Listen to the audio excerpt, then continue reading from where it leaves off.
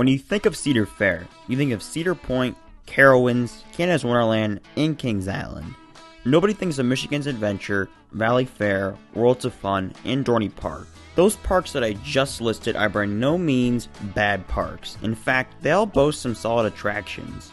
Michigan's Adventure has Shivering Timbers, Valley Fair has Renegade and Wild Thing, Worlds of Fun has Prowler and Mamba, and Dorney Park has a few B&Ms and Steel Force. However, one thing that should be noted about all these coasters is that they were all built over 10 years ago. The sad fact is that none of these parks have received a new ground-up coaster since 2009. For all of those parks being pretty decently sized, that's a bit uncommon. Cedar Fair has pushed their focus into investing in bigger and better parks. There's many reasons behind this, which we will be discussing today, and we'll figure out how to make these small Cedar Fair parks great again. Before we hop into the video, make sure to drop this video a like and subscribe for more content like this coming soon. I would really appreciate it. Now, with all that being said, let's jump right into the video. Now, there's a good reason why I say again when talking about making these parks great. There was a time when these parks were mid to high tier parks when Cedar Fair put solid money into these parks. The chain only consisted of 6 parks until 2006, and each park was able to get more rides, especially when the Coaster Wars hit its height in the 90s into the 2000s. However, in 2006, the chain purchased the Paramount Parks chain and took ownership of 5 new parks and the operating rights to Gilroy Gardens.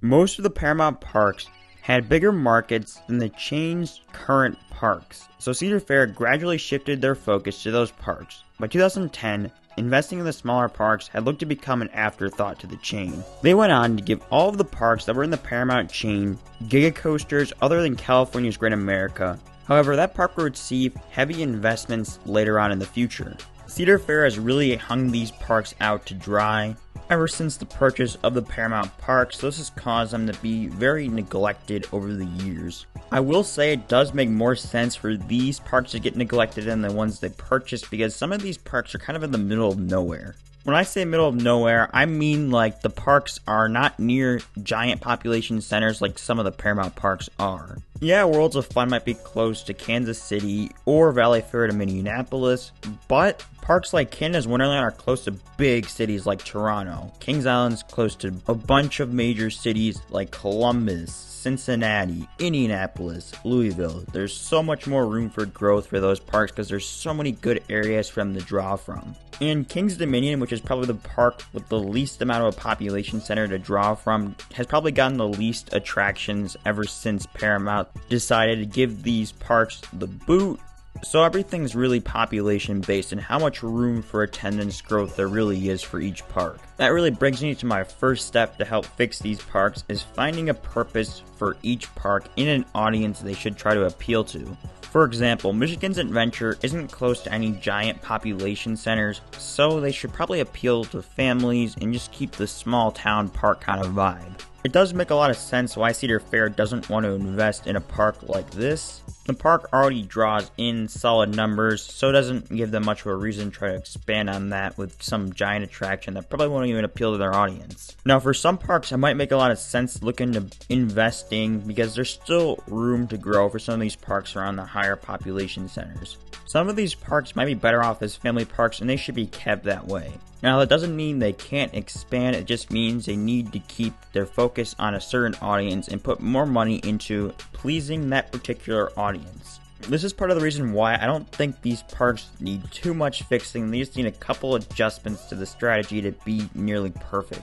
So I'm going to go park by park for the small Cedar Fair parks and go over what I think they need to do to improve and help the chain become more successful, sell more season passes, sell more tickets, and overall just improve the chain as a whole. So the first park I'm going to talk about is the fan favorite, Michigan's Adventure. Many people would like to see a big new coaster come here or see Wolverine Wildcat get RMC'd, but I don't think that would be the best course of action for the park. We know that Michigan's Adventure is a family-based park, and we know the water park is a big draw for a lot of people. So the best course of action would be likely to expand the water park and expand the family ride collection and even add a family coaster if needed. There's not too much benefit to putting in a big new coaster here because that's not really what they're looking to do with this property. As much as we'd all like to see a massive new coaster come to this park, it's just not realistic to expect, and Cedar Fair is smart enough not to do something crazy. The park does its job, and that's all that really matters to the chain.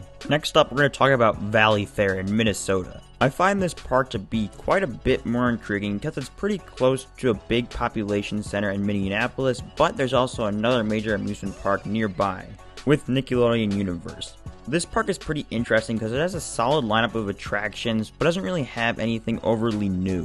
However, Cedar Fair has put some decent, thrilling attractions into the park over the last couple of years with their Starflyer and Larson Looper. I can honestly see something like a Raptor coming to this park. A cheap investment with some good thrills could potentially increase the success of this park.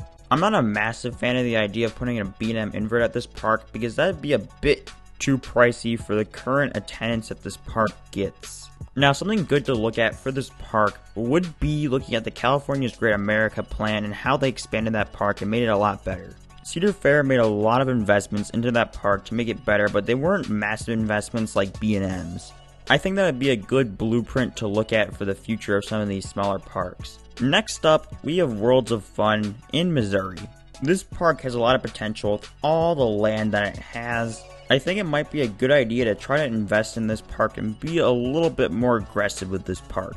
I'm not saying they should add a Giga Coaster or anything, but I think it'd be a solid idea to test some attractions out here like they do with Canada's Wonderland. This park already has some very solid attractions, and I know the water park is very popular as well, so it might be a good idea to invest more in that as well like they've been doing with their newest addition. Riptide Raceway. I don't know exactly what they should put into this park, but I think an RMC would be good, and a B&M would also not be the worst idea ever either. I think a family coaster would also work well here as well, but the park's options are very wide open. Next up, we got Dorney Park. This park actually is in a decent spot from having a good population center to draw from, which is in Allentown, which is already a decent sized city, but then you have Philadelphia just down the road, and New York's not too far either. The problem is there's a lot of heavy competition around this area. This park is a bit trickier to be able to find stuff for because there's a lot of similar rides that they could potentially add at parks nearby. Like for example, Six Flags Great Adventure is getting a Raptor, so that's pretty much off the table since that park's like an hour away. The idea of the park getting a family wooden coaster isn't really the worst idea. I think this park could really use a nice intermediate coaster since a lot of their coasters are on the more thrilling side and Thunderhawk's not very popular. I also remember the water park being pretty popular when I visited this park, so that also might be a good idea to try to find more room to expand on it. However, this park will be pretty tricky to try to grow with, so it may be smart for Cedar Fair to limit this park's growth and try to keep investments to the lower side. The last thing I wanted to talk about is the balance between big park additions and small park additions. Cedar Fair tends to add one or two coasters to their bigger parks each year for a large sum of money and give the rest of the parks a smaller flat ride or just something new. I would like to see a smaller park get a new roller coaster every few years. I don't really care if it has a lower price tag. I would just like to see these parks get some investment and get some love from the chain to help shake up which parks get coasters every year. But to wrap it all up, I think Cedar Fair just needs to do a little more investing in some of their smaller parks. Not too much more, just a little bit more to keep everybody happy.